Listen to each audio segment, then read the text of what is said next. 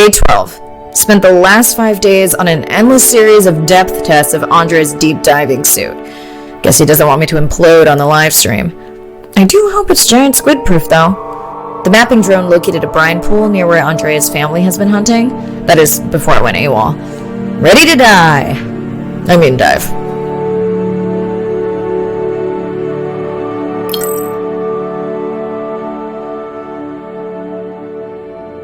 I'm in and okay. You sure I can't talk you into another test dive at this depth before we stream? Enough test dives. It's not like I'm doing a spacewalk. Well, with this suit you probably could. Are we gonna talk about suit crush depth again?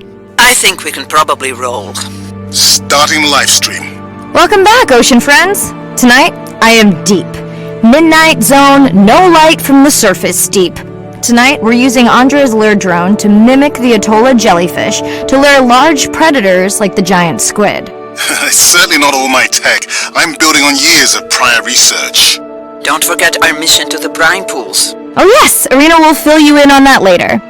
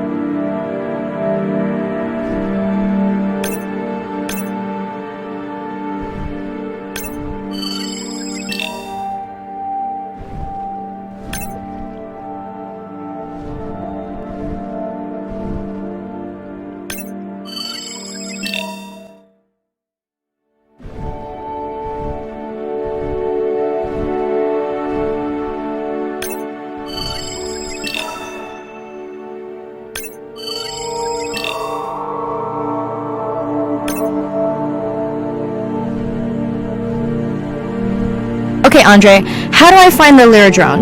Look for blinking red lights in the water column.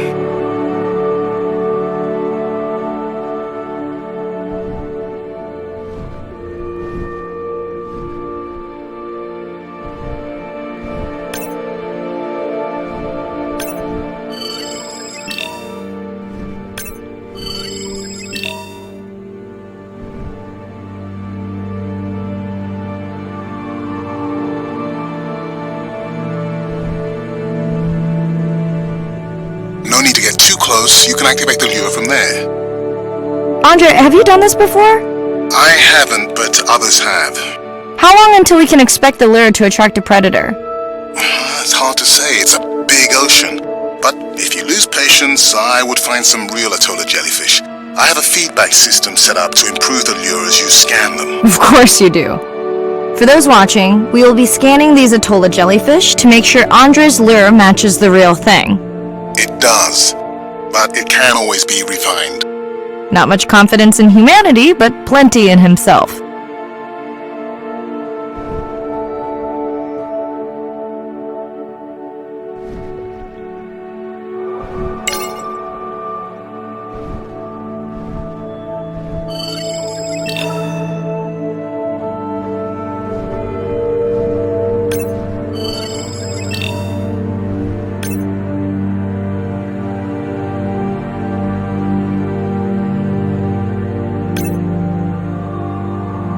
Got the jellyfish scans, though Andre doesn't need them.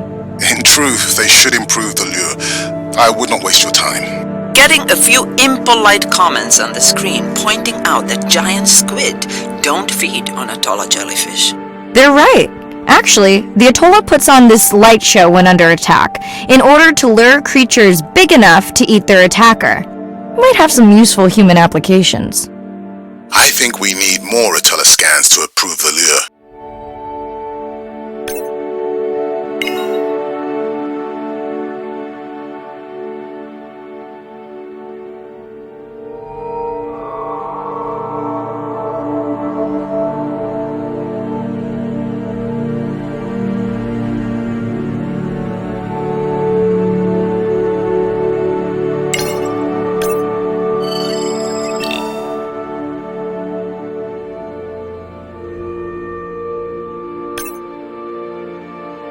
Okay, whose idea was it to live stream this particular dive? I am glad I can't see the comments. I would agree.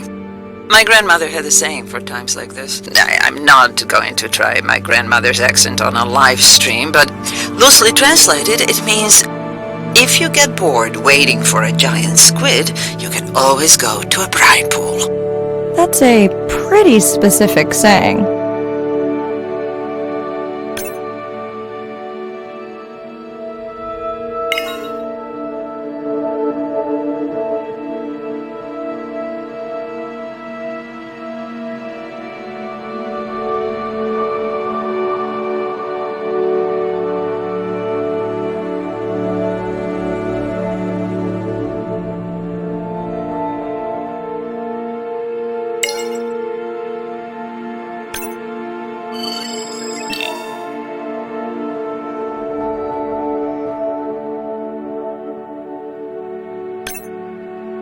I noticed that these atollas were already making their blue alarm before you swam close. Most likely a sign that they have detected predators in the region that threaten them.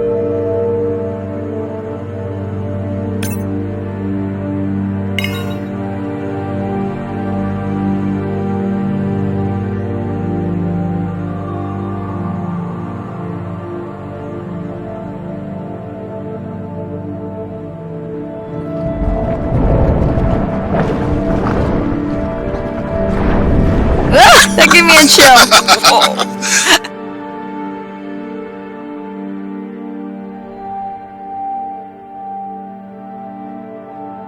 I know how much you enjoyed that, but do you mind if we check out the brine pool before we check on our whale cam? If you insist. You got what you wanted. This is my giant squid. Is that another one of your grandmother's sayings? No, but she often used this one. Hurry up and collect my specimens for me. What an expressive language. It's no giant squid, but I promise you won't have to wait to find it.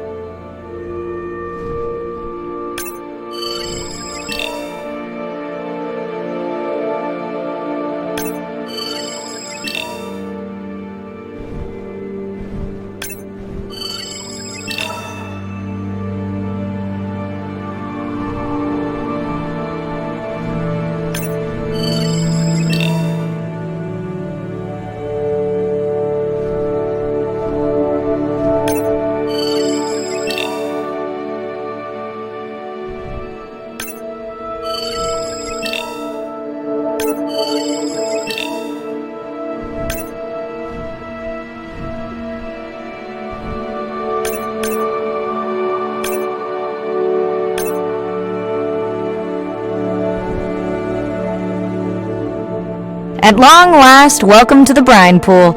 I know it's really a salt lake under the ocean, but it looks more like a witch's brew. I have been teasing Arena, but a brine pool is a diverse microenvironment within the ocean. It has its own ecosystem. And each one is unique. So that means the microbiology is unique and could hold groundbreaking solutions to human problems. Each time I take new samples into a lab here on this ship, it's this magical discovery moment where I tingle all over. I fund my own research so I can pursue what I know to be important. And people ask me, how much money are you going to spend to collect some bacteria at the bottom of the ocean? If these bacteria hold the cure for a disease that relieves even just a small amount of human suffering, how do you put a price on that? That is some giant squid.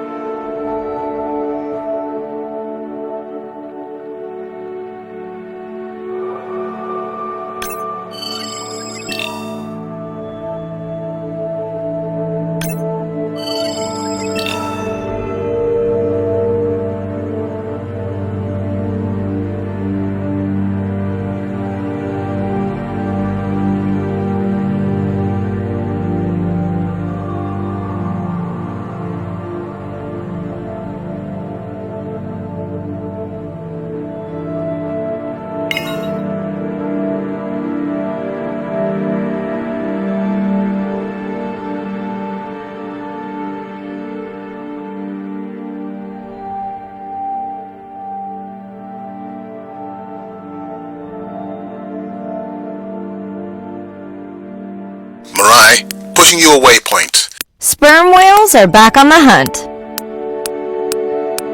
Look for the drones. They will seek out the sound of the sperm whales and then idle nearby. We hope that today, Andre's tech will make it possible to document how a sperm whale hunts the giant squid.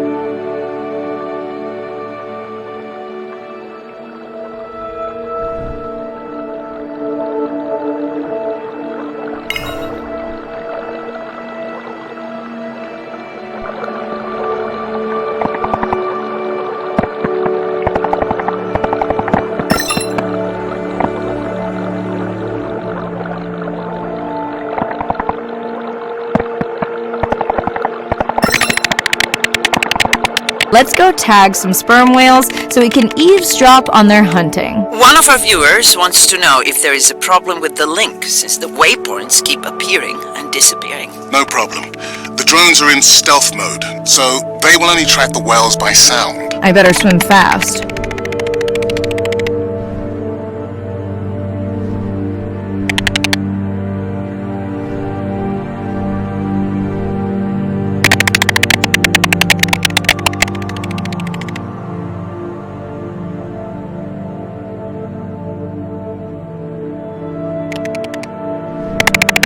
We'll keep good watch over you.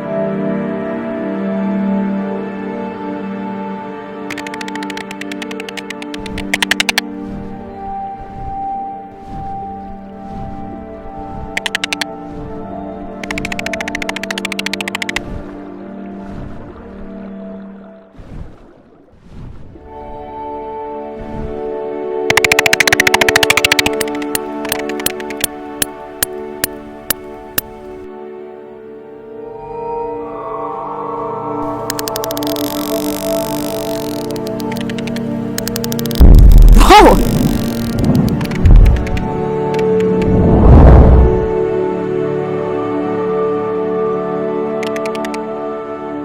What just happened? I think the squid knocked the camera right off. I had that camera feed in full screen on my visor, and for a second I thought it was lights out for me. Sounds like a good time for the sub to pick you up. Live stream out.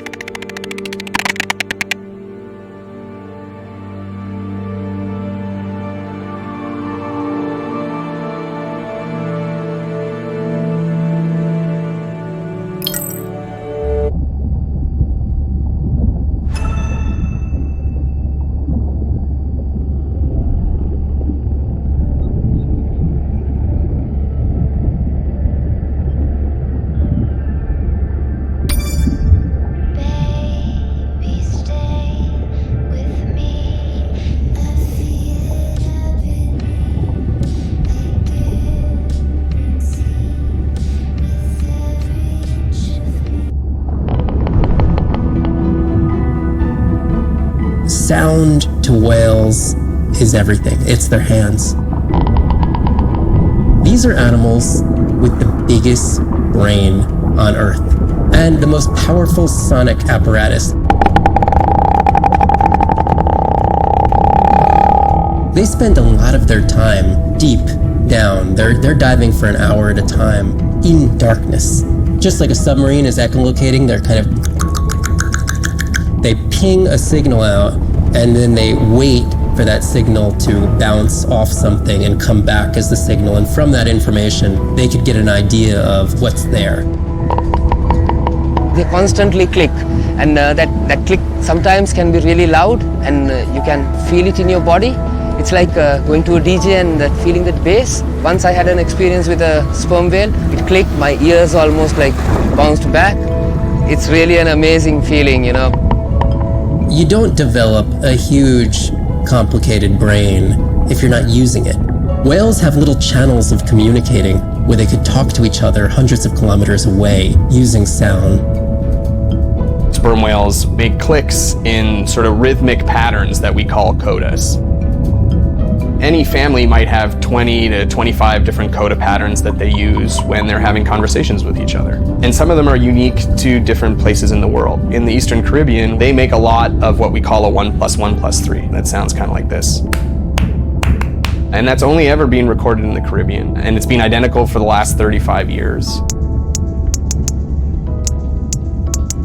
These are really different ways of life that are being labeled by these coda patterns. In the same way that human language is kind of a shorthand for where you come from. You can make a lot of missteps when traveling simply by speaking incorrectly or introducing yourself differently. Do you hug? Do you shake hands? Do you bow?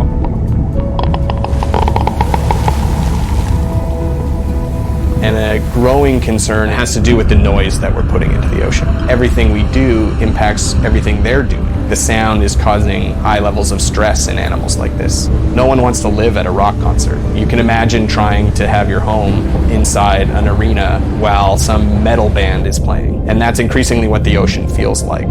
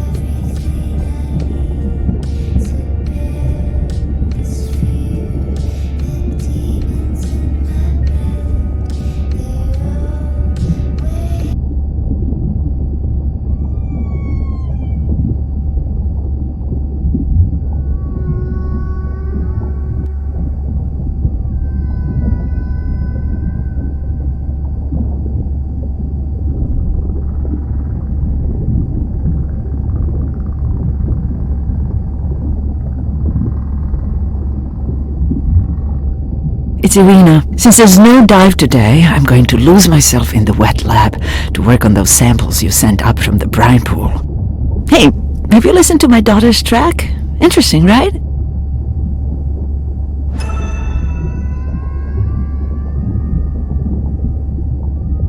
Mirai, remember the tag we found on the turtles? I put it out on the network and I got the strangest message back. I'm going to take a tender to a small island nearby and check it out. I'll explain everything later. Still no mapping drone, by the way.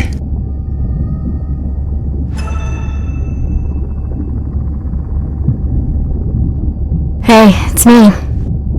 Nana didn't qualify for the study. Doctor says we missed the window. Whatever that means. Hard to tell what she remembers now. It's tough. Not sure my head's 100% there with school. Honestly, seems like a waste of money. Anyway, see you.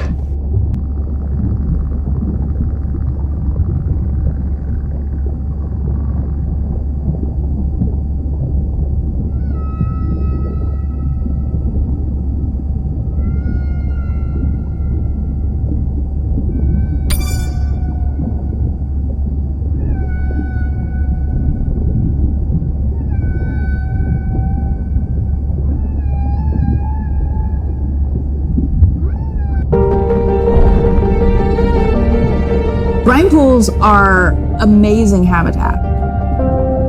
It's a lake on the bottom of the ocean, and it's this surreal seascape. Chemically, each one of them is unique. These brines undoubtedly contain bacteria, archaea, and viruses that are unknown to science. We know that they're incredibly rich in undescribed life forms. They have the perfect cocktail, the perfect recipe for life.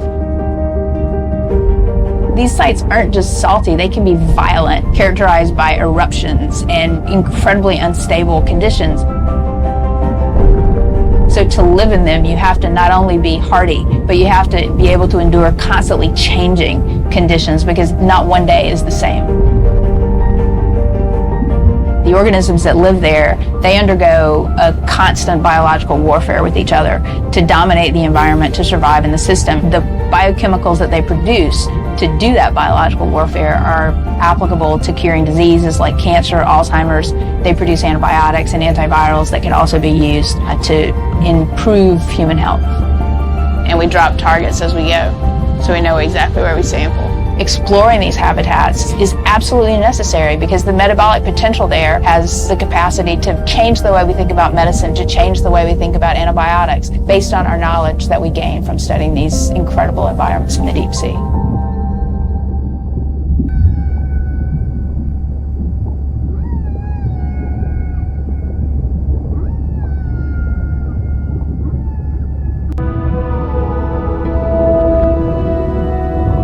Imagine if I was sent in to go study the Mona Lisa and I come in with a pair of snippers and I'm like, I'm going to need to cut this baby up a little bit to see what kind of chemical composition is going on there. Like, you wouldn't do that, right? We don't have to kill these animals. We don't have to kill to understand. If we could do a single cell, that means we don't need to kill 20,000 animals to be able to really understand that one. We could do our work much more non-invasively. So we are working this year on a new project to deploy tags on orcas. We need to learn more about the diet and how they use the habitat. So by deploying those tags, we get the information we need. It is the least invasive method. It is suction cups. So it is not a scratch on the whale afterwards, which is something we really like. In the deep sea, we use these like robotic claws from the oil and gas industry that gets you the sample, but this is so archaic. So we've been designing something called squishy robot fingers, which are ways to be gentle when we study the deep sea. But I think we could even take this another level. There's some organism, we quickly encase it. It's like a medical checkup. We give it a swab to get its genome. We image it from all directions. We open it up, the animal goes away, and we have more information than we've ever had before. These animals are Mona Lisas. Our perception of them should change. We should be more delicate.